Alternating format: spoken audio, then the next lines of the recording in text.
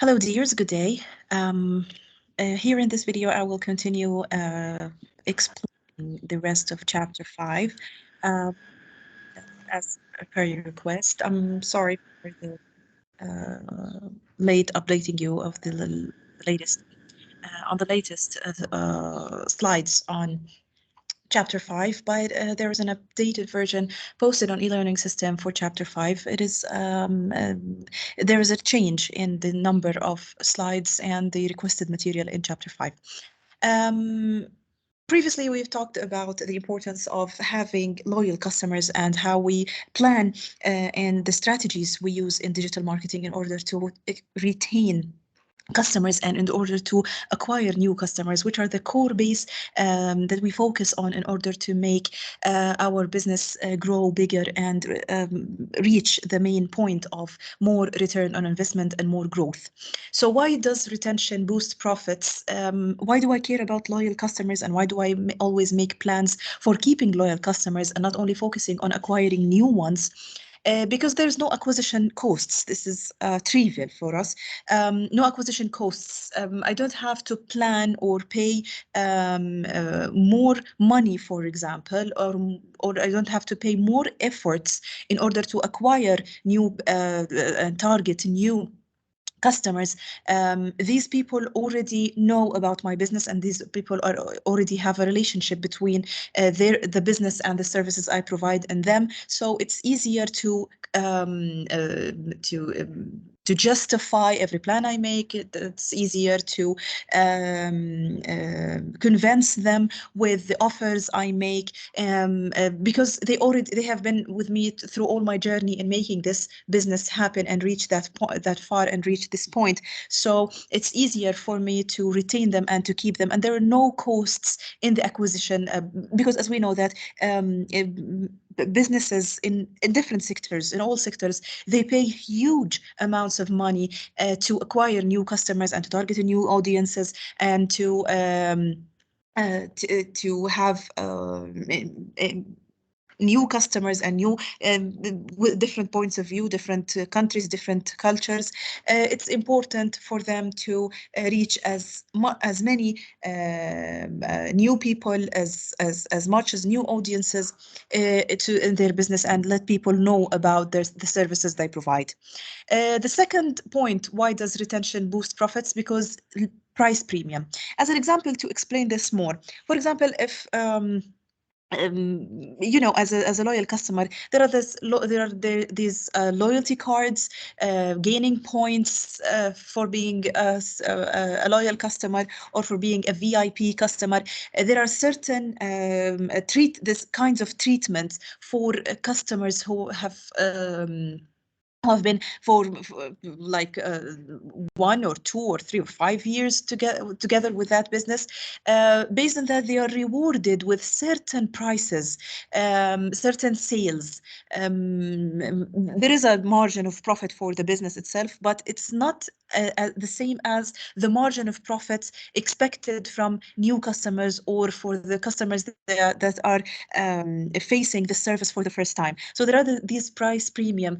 This is it's a managerial or a business equation. Selling, for example, I will target 10 people as a new customers. I sell that good for 160 JDs, for example. How about I target the loyal 50 people who I know they will buy from my store, for example, and not give them this good for 160. I will give them the good for 130. Looking in this equation, selling for 5 with 160 or selling for 50 with 130. That was a preferable price for loyal customers that helped me make more money rather than acquiring new customers and selling them with a higher percentage of the price, knowing that this is the usual price that is giving for them in usual cases. The third reason why does retention boost profits and how does having loyal customers help me in increase my profits, it's the referrals. What does that mean? Referrals are, let's say, they are points where people hear from about that business. When having loyal customers, you are 100% sure that they will give positive feedback and positive comments about your business because they are loyal. They've been with you for years. They've witnessed all your ups and downs. They through all these years, with all the changes that happen to the store, to the market, to the business itself, to the people themselves and their points of view, it means that your service and your level of service remained in certain level, which is high. This is why you were rewarded with having many loyal customers. So this reflects that you are a good business. So these loyal customers, why do I have to make plans to keep targeting them and to keep them satisfied? Because they are very good referral points. They are points that are used to be referred to in order to make my image look prettier in the market and in front of other customers. And of course, at the end of the day, there is the revenue growth. We can link this point to the price premium point also. The price premium, as we said, that it helps us in having customers that we are 100% that when we make as business, when we make new offers, they will be the first ones to contact us. They will be the first ones to talk to us, to buy from us, and many other examples. So this sustains revenue growth, and this sustains high profits based on the loyalty I built between me and the customers that I have. Problems with loyalty, ever since we're talking about like since 1972, many researchers have found that the customers exhibited little brand loyalty across all the sectors studied. They studied many sectors of business, and they saw that there are certain brands. The misloyalty is higher than the others. This depends on many reasons. The financial status of the people, the change of level, sometimes the change of owners for that business affect the relationship between the loyal customers and the new businesses. Sometimes when the father passes away and then his children, they take over the business, they change many of the policies that are not satisfying enough for the old loyal customers, for example. So there are many reasons for this switch that happens between businesses and the use of people of certain services and the preference of certain people in certain sectors over another in the business in general. They found that 60% of customers had switched companies in the preceding 5 years, many more than once. They found that in certain sectors, people change from one place to another.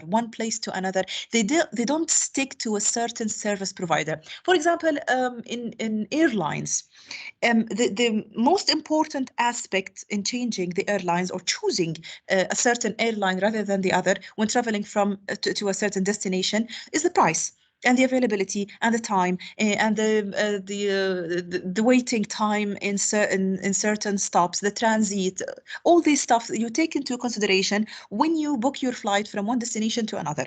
This doesn't mean that you're not a loyal customer. This means that you choose the service provider based on your own conditions and your own circumstances. This doesn't mean that you're not a loyal customer. This means that this sector has a very low rate of loyalty, and it's normal. This is why people keep studying business sectors and the loyalty of customers and how they reward these, for example, passengers, as we mentioned the example of airlines, how they reward these loyal customers with the points, with the miles, the golden miles and stuff like that. Because it's when we have a sector like, for example, the airlines, there is a high rate of switching from one airline to another. The customers, the loyal customers, deserve high appreciation, and this is what's done especially in these kinds of sectors. Some people lose their interest in such in such business or in this service, or there are new ways of delivering this service, or there are easier ways of delivering these services, like for example the online payment or something like that. This doesn't mean that sometimes you have to study your own business and how you provide the service rather than blaming the customers for not being loyal to you. Repertoire purchasing. A number of reasons may account for repertoire purchasing. This is what we said and we discussed earlier in the slide before this one. Different brands satisfying different needs. As we said recently, for one service or for one thing that you want to purchase, you find that you have many options. Different options, different sales, different campaigns, different delivery services, different kinds of communication. Using the social media helped in creating more contact between the customer and different brands and different stores in easier ways. So loyalty is hard to build, especially in these days. Also, another thing is that the preferences of people changes depending on the situation. For example, the coffee I use in my office is different than the coffee I use at house, back at house, because, for example, in the office, I need something more practical, easier to make. Doesn't require waiting time. I don't have the oven, stuff like that. So I choose or I prefer Folgers, for example, for that brand for the coffee in the office. Rather than at home, I prefer the Turkish coffee because it requires different time. It requires more time. I have the oven. I need to settle down. I need to relax, and Turkish coffee helps me relax. So this means that for the same brand, the same thing I want to buy, which is coffee, I chose two brands based on the circumstances related to each one of them. This doesn't mean that I'm not a loyal customer for Folgers, or I'm not a loyal customer, for example, for the coffee I buy from Starbucks. No, I am a loyal customer for the first one and the second one, but in different circumstances. So when you analyze the behavior of your loyal customer, you have to understand your weaknesses and your strength points, which made that customer, which is then switches from the daytime coffee to the nighttime coffee. For example, you can adjust and make different kinds of coffee that is suitable for the office, the practical life, and the relaxation time back at home.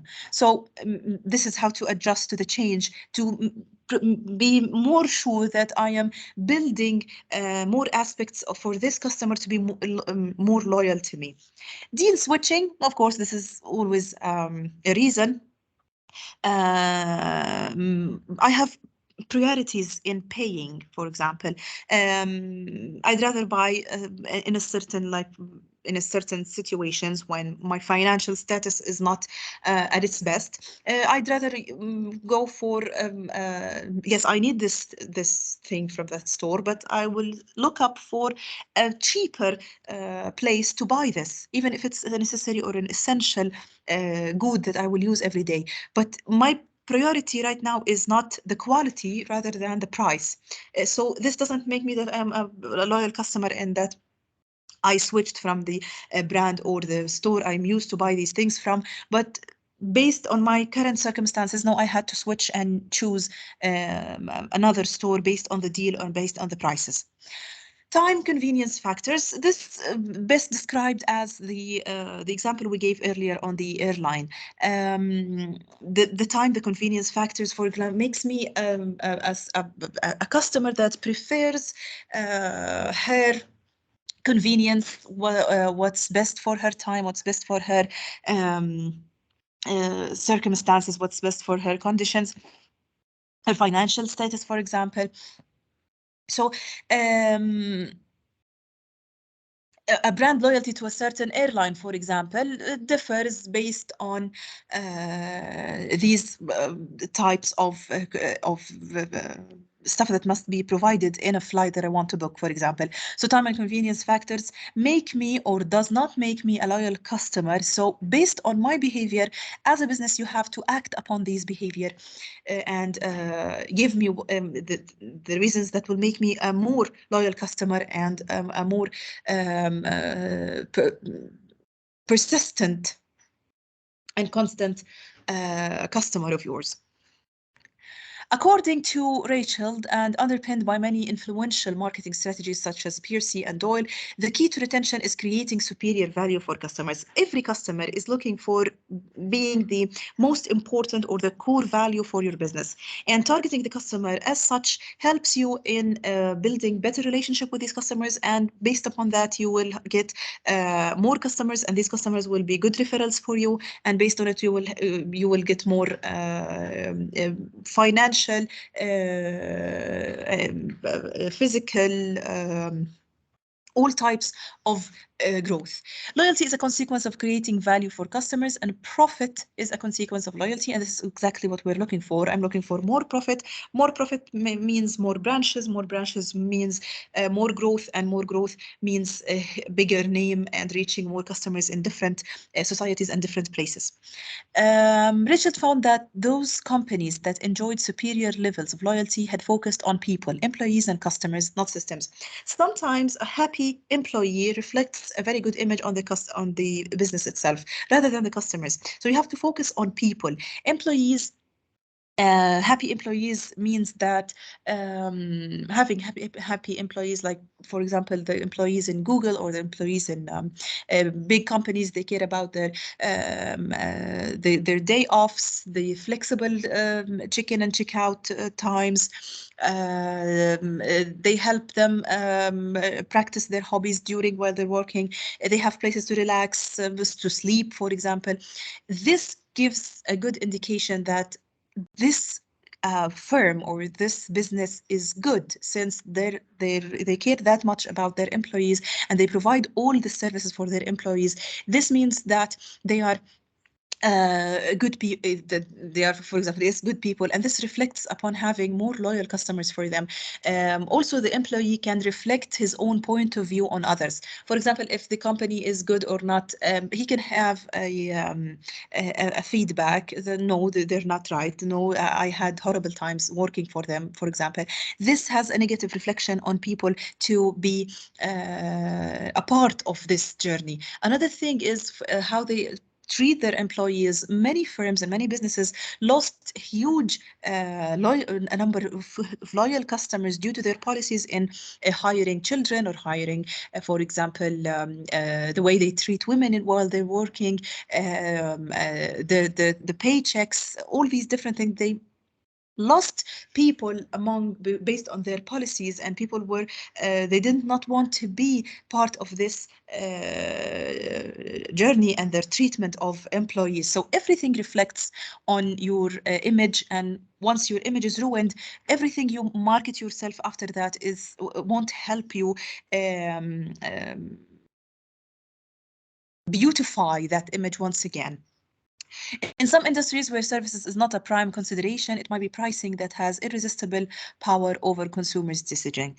For example, the pricing also is the main factor that helps people choose certain, especially in these rough times that we're going through. Pricing may be the main concern that's always on people's minds. So it's the main reason why they choose this good rather than the other. I have always been a huge fan of data science and data analytics and all these kind of fields. This is all built based on databases. Each firm is said to be powerful or not based on the database they have for their customers, for their behavior, for their preferences, for the change in their acts, for the changes of their behavior. And they analyze each act of these customers and these behaviors. It's well known right now that your data is at sale based on your behavior and activities on your cell phone, on your laptop, and everything that you like, your dislike. Everything is set on sale for different businesses to help you and to recommend you with better things that fits your interests. This is built on the huge databases that are the fuel now for businesses to market themselves better and to be in good shape always in front of and to be a referral point for buying and for purchasing from different customers. They analyze your behavior and they analyze the data they have, and based on it they make better decisions in order to help you and to make you to build a stronger connection between them and you as a customer. This helps them in create better knowledge, and when having better knowledge you can make better decisions, and when we make better decisions your marketing plan is better, and therefore it's all reflected on the growth financially and the return on investment. This knowledge is transferable. When we have an analysis, when we have statistical analysis, for example, and this is reflected or altered into numbers, into graphs, into dashboards that we can see and look at, and based on it make better decisions and understand what's going on and the reasons behind the change in behaviors between these customers and what happened during that time, and the reasons for this change. Helps this knowledge to be transferable and understandable by different departments in that firm, and based on it each department can act upon the instructions or the things that they understood. Everyone is a part of the plan. Everyone understands what's going on and why the top management chose this plan or this strategy and not another one. And based on that, they can have their input, they can have their feedback that helps in creating a better image of for the company in the marketing issue, since they're all understanding the reason why we're changing this, the reason, for example, why we're changing the strategy, or why we're having this campaign, or why we're reducing the prices, or why we're increasing the prices, or why we're at targeting certain societies and not others, based on the analysis that we created and the transferable knowledge that we shared among the different departments in this firm. Knowledge management defines knowledge management as the process of creating, capturing, and using knowledge to enhance business performance. And this is what we said earlier, that having a better knowledge related to the company you are running, the business you are owning, the market, the situation analysis that I focus on always helps you in creating better knowledge. And when you manage that knowledge, you can create better decisions and you can enhance your business performance. The enhancement of business performance in our case is based on better marketing strategies and better plans for marketing yourself and reaching more audience and acquiring more customers. Knowledge management and positivism. Much of the knowledge management theory is based on positivism. The idea behind that knowledge is truth. There is certain trust that is built between the customers and the business, and how you link these facts and how you study the patterns of behaviors between these customers help you in creating more knowledge. We say that, for example, the tools of data mining help you in analyze it, help you in discovering the different patterns between the behavior of these customers, and based on it you can create better plans for them and help them in many different ways.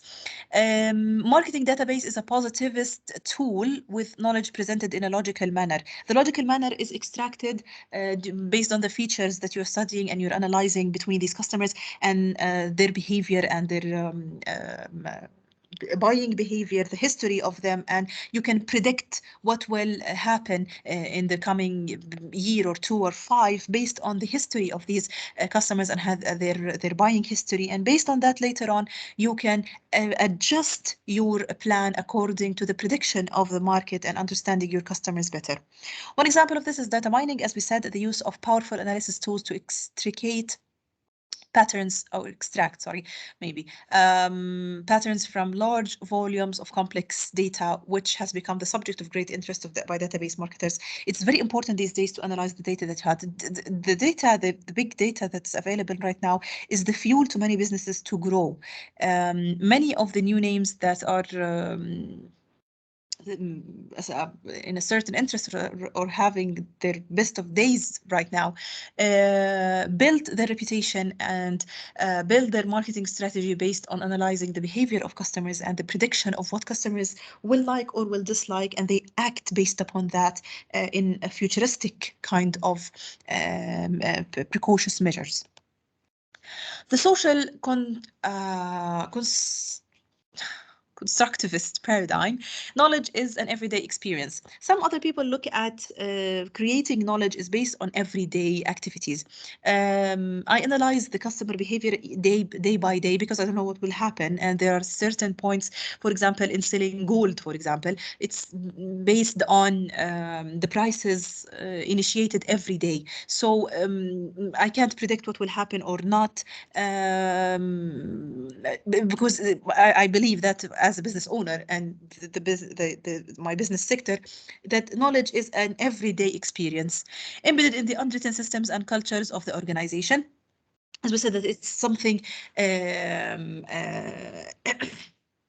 not explicitly known by others or by departments or by other. It's built based on experience, based on being a legacy system and old enough business in that business area to know what will happen later on. This requires people who understand well the marketplaces and the differences that happens in the behaviors of people and their ways of thinking, studying the ways of thinking. People, you study how they think and how they act and how they react towards certain campaigns, marketing campaigns, toward buying or selling stuff, toward the increase in prices, toward the decrease of prices. So you adjust your marketing strategy, your marketing plan, and your acquiring of customers based on how people will react to the changes that are happening in the society, in the culture, in the governmental aspects, in the regionally, for example. So you focus on the way of thinking and the way of the social behavior of people rather than rigid marketing rules or strategies, like, for example, the SOSTAC framework, because the things, they don't have like 1 + 1 = 2. Sometimes there are many factors that affect your equation in building your marketing plan and acquiring new customers or keeping the loyal ones. As we said, the role of database marketing is very important, analyzing this data, analyzing these databases, and extracting features and knowledge from these data after analyzing using, for example, the different data mining tools. Factors influencing the development of database management in the firm. Introducing customer-related measures of management performance. Some people, some businesses, they depend mainly on the customer-related measures, and having databases, they help you in providing your top management or the decision maker, whoever that is, in making better. You provide them with well-structured data, with very well analyzed charts, for example, and this helps him in making better decision and improves and enhances the management performance in decision making. Using database marketing knowledge as shared currency. As we said, that when shared currency is an important concept. It means that all the departments in the firm, they understand and they speak the same language related to the marketing campaign we are choosing, related to how we acquire new customers, how we will retain the loyal ones, and so on.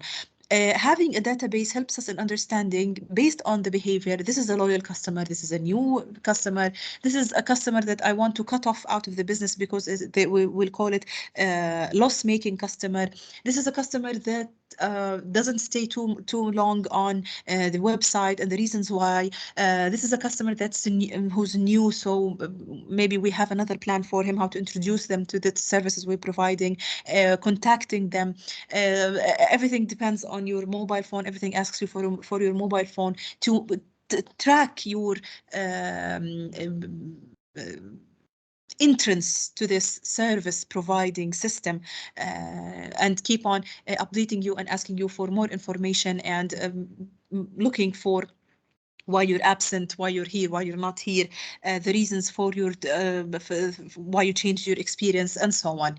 Encouraging the use of DBM information as a powerful way of making market focus a reality.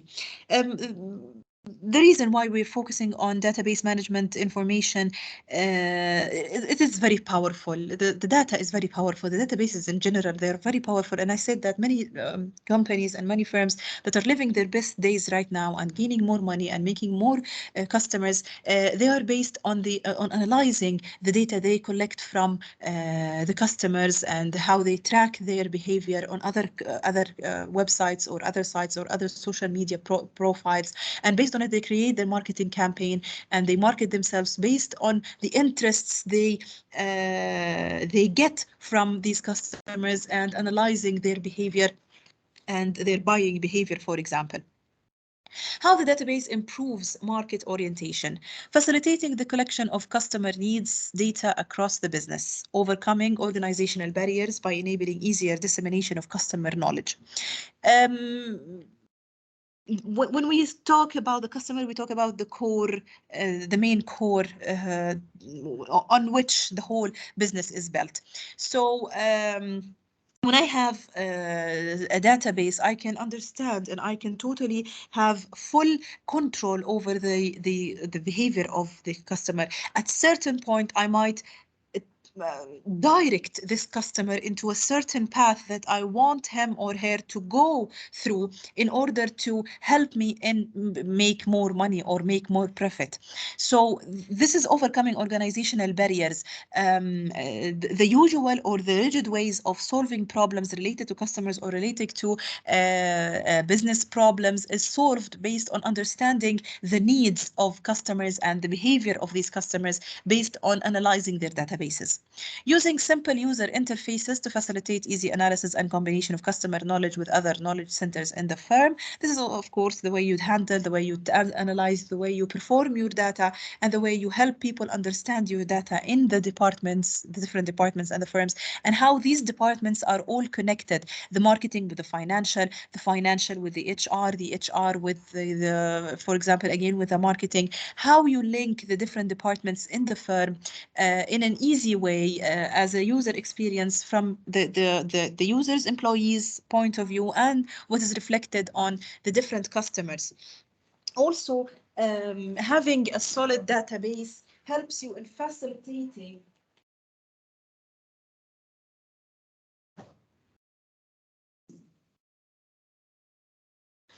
it's not helping. I'm sorry for these voices. Using knowledge management techniques to encourage and reward the subsequent market focus. You can direct the interests of such different businesses and change their point of views, change how they act and react with other customers and with the new challenges imposed by the fast pacing businesses in different world with the existence of the social media and everything that is related. You help in altering how people think and react about this service, this market, and the way they deal with their customers. And this is why you're rewarded, of course, in the market focus, and how you help the market reshape their focuses and target their customers in a better way. Implementing strategy. As we said that you have to understand in databases, when you have databases, you can understand based on the behavior that this is a loyal customer, this is not, this is a new customer, this is a referral point, for example, this is someone that has recommended our service for so many people. This means that creating better marketing techniques is based on segmentation. Segmenting these customers into different categories help you in correctly targeting these customers and knowing these and knowing how to prioritize these segments and these different segments, and how you differentiate between who is the most valuable customers. The most valuable customers, they are customers that helped you in being a part of your journey through many years, and helped you in creating your name, and was the main loyal customers. Sometimes they're maybe not the customers who buy from you all the time, but they are very valuable. They have huge names in the society. They are main people. They are influencers, for examples. They are people who they have huge weight, for example, in this society. And having their name as a customer helps you in being on top of the choices for other people. Oh, we want to be the same customers as someone who's a customer of this business venue, for example. The most loyal customers, they are different from the valuable customers. They are loyal customers. They are normal people. These normal people, they are your loyal customers. They are the ones that whenever your price is, whenever your condition is, whenever the market's going through, whenever they are going through, they always prefer buying from you and being your loyal customer, or getting the service they want from you, and not any other place. You can tell them who are they by analyzing the database that you have and understanding their behavior, and that they're not seeing any other pages or any other sites related as the same as your business. This means that they are the most loyal customers. The third segment is customers with great potential for revenue growth. These may be low spenders with us, but big spenders with our competitors. When I say situation analysis,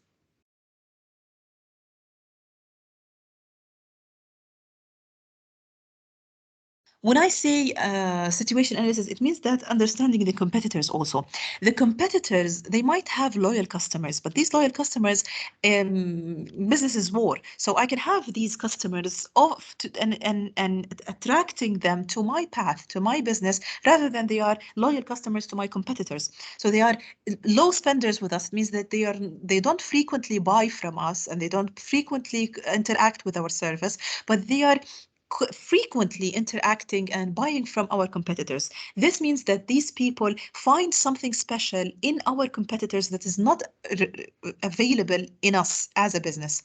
This studying this and analyzing this helps me as a business owner to know what are the weaknesses points that made me in this situation among the other competitors. Do I have high prices? Do I have low quality? Do I have problems in the payments, for example? What are the reasons that make these people loyal for competitors, but not loyal for me, and they sometimes come and buy from me or interact with my service? This means that these stuff that makes them come and buy from me or interact with my service, this means that these are my strength points. So I have to grow them more and focus on them more and give them offers and deals based on these attracting strength points that I have that make them be a low spender with me as a business owner. Loss-making customers, we've mentioned this type of people before. They are people for we have them in the database. They affect the skewness in analyzing the database, but they're not interacting with our services. They never bought from us. They're just data in tables, but they're not affecting me. So these are loss-making customers. I target them and I pay for targeting them, and they have a huge effect on how I analyze the data, but they are not helpful enough for me in making better decisions. They are extras. So we call them loss-making customers. So I have to create a certain plan, or I have to reduce the amount of targeting for them in order to help in this will help me in cut them off the business and edging them out of the business. Segments identified through statistics as most likely to respond to the next offer. Some customers, we have them in the database, but we know that they buy in certain conditions. For example, during certain occasions, when only there are deals, when I only reduce the prices, for example, when I make packages for buying. So these are certain occasions that, based on this occasion, these customers buy from me. Other than that, no. In regular circumstances or in regular days, they don't. So maybe I would increase these campaigns, or maybe I would increase these deals, or interact with these people based on their interests and help them become more customers and more loyal customers for me, and having them as part of my database as valuable customers or as loyal customers. So when I segment my customers, I have to take into consideration these 5 segments, and based on each segment, I act and I build my marketing strategy or my marketing plan. Implementing strategy targeting new customers, recently lapsed customers, former customers, inquirers, referrals, profiled prospects, and hand raisers. These are related also to the segments that I mentioned before. Recently lapsed customers, there are recently joined customers, for example. Former customers used the company in the past but are now with the competitor. The reason why they left, I have to analyze and understand the reasons why they left. Did I do a marketing campaign or a certain kinds of deals that didn't fit their needs and didn't fit their interests, that negatively affected my relationship with these customers, and this is why they left me and went to the competitor? Inquirers, they have contacted the company but are not yet customers. They are potentials. Inquirers, they are potential customers. When you, for example, call a certain center that gives programming classes, for example, they ask for your phone number. Asking for their phone number, or tell you that when is it more likely for you to call me back and confirm that you will be a part of this class or not? Can I have your phone number or your email in order to contact with you? This means that you are a potential customer, so you are an inquirer, you asked about the service, and you are a potential as part of this business or this class in my center, but I have to encourage you more by calling you again, or by asking once again, why did you choose us? Why didn't you choose us? The reason why you went with another competitor, the reason why you're not. Maybe I will encourage you into telling you that this programming language is very important. Why didn't you register for the class? These are potential inquirers. They are they might be customers, so I have to work on them also, and I have to encourage them in being a part of my plan. So maybe we can say that the customer feels that they are the main core of my business, but actually being a smart manager makes me think of the customer as a part of my chess play, and I target them and I direct them in a way they think they have the power and the control over my business, but actually no, I'm targeting them into a path that helps me in growing more and having more profit. Referrals, as we said, they are recommended by existing customers, and they have they're like a referred point in interest for my business. Profiled prospects, statistical profiles based on existing loyal customers. They are people with this similar interests of these loyal customers, mean that these are potential loyal customers. So I target them based on studying their behavior that's similar to the behavior of my already loyal customers. Hand raisers, these are related, are more likely the segments that identified through statistics as most likely to respond to the next offer. Hand raisers, once this offer or once this deal or once this marketing plan fits my interests and my needs, I will raise my hand to be a part of your journey. Other than that, I will step aside. These are hand raisers, and they have select themselves via the use of responsive advertising. They respond according to your marketing plan. They respond according to your deal. They respond according to your ads and advertising plan that you choose. Affinity marketing. Affinity marketing is the use of a commercial partner's brand and customer base to provide a ready market for your product. Sometimes there are integration or there are cooperation between different companies. I will give you the data and you can analyze it, but you will stay under my umbrella. For example, I will provide you with the help you need. I will be your guidance in this new business. This gives more better image for you, especially if you're a startup or even if you're an old warrior in this business area.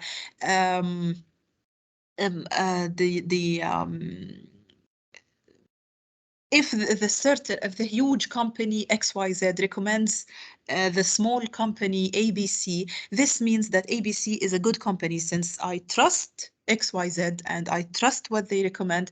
This helps in making better trust in ABC. Or the customers that are already loyal to XYZ, they will be loyal to ABC since they're both cooperating, or they're both, for example, a part of each other. This is the affinity marketing. Affinity marketing is an important area because it raises the crucial concept of partnerships between non-competing organizations for mutual gain. There is mutual interests between these two customers. I will help you and you can help me. This will give a better image of me as a sponsorship or a supporter for businesses, and you can be under my umbrella in building your name in this market based on the data I provide with you, based on the advice that I give you, both based on the analytical point of view that I provide, from managerial point of view, from financial point of view, and so on. The total product. The total product is a very important concept or aspect that every company has to focus on in order to make more loyal customers. The total product is the sum of everything a company offers to customers. The image, the final image, the final presentation and representation of your product is very crucial and very important to your name, and how you present the customer service management, the people who sell, who are being nice, polite, that they interact easily, that they respond to the messages directly, the prices, the different prices, contacting customers and telling them about potential deals and how you want to see them in the store. Online ordering is easier and the payments are easier. This means the total product. This is the whole thing about total product and the importance of total product, because you don't want to miss anything that will affect negatively on your image. Well, the service is good, but their customer relationship management is bad. The service is good, but they don't care about your feedback or your opinion when you have a problem. Huge chains such as McDonald's, for example, they care about the total product, the presentation, the feedback. If there's any problem that raises based on wrong order or something like that, they contact you immediately and they make it up for you immediately. And the manager calls you and they apologize and they explain the reason behind this drawback or this problem that occurred to you, and they make it up for you. So this is caring about the total product, not only about that we taste good or we give you delicious foods, for example.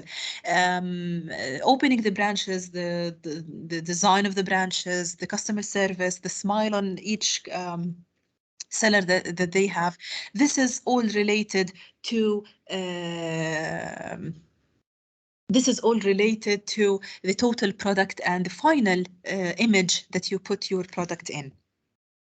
Pricing and loyalty. Direct marketers can tie a price-based loyalty scheme to individual spend. Of course, loyalty is based on pricing. The financial status is very important to customers and it's very important to other business marketers and to the business area in different. A stable financial status helps people think about all the different services that they want to have in their homes, in their businesses, in their companies, in their lives in general. Having an unstable financial financial statuses will mainly affect how the buying behavior of people. They will buy in lower prices. They won't focus on the quality. They will focus on the essentials. Everything are different.